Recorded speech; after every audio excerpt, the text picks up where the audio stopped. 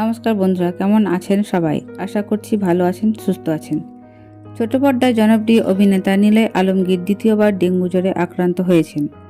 এ কারণে তিনি বর্তমানে শুটিং থেকে বিরতি নিয়ে বিশ্রামে রয়েছেন। নিলয়ের সহকর্মী ও ঘনিষ্ঠ বন্ধু অভিনেত্রী জান্নাতুল সুমাইয়া হিমি তার অসুস্থতার খবর পেয়ে তাকে দেখতে যান। তাদের মধ্যে দীর্ঘদিনের বন্ধুত্ব ও একসঙ্গে কাজ করার অভিজ্ঞতা রয়েছে। তারা একসঙ্গে প্রিয় শ্বশুর আব্বা নাটকে অভিনয় করেছেন। নিলয়ের দ্রুত সুস্থতার কামনা করে হিমি বলেন, নিলয় আমার খুব কাছের একজন বন্ধু ও সহকর্মী। তার অসুস্থতার খবর শুনে আমি খুব কষ্ট পেয়েছি। আশা করি তিনি দ্রুত সুস্থ হয়ে আমাদের মাঝে ফিরে আসবেন।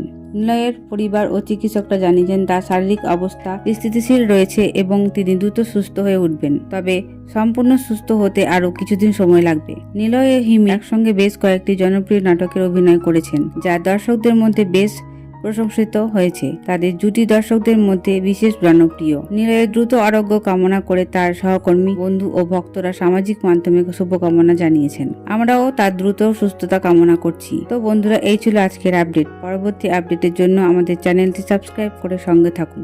ধন্যবাদ।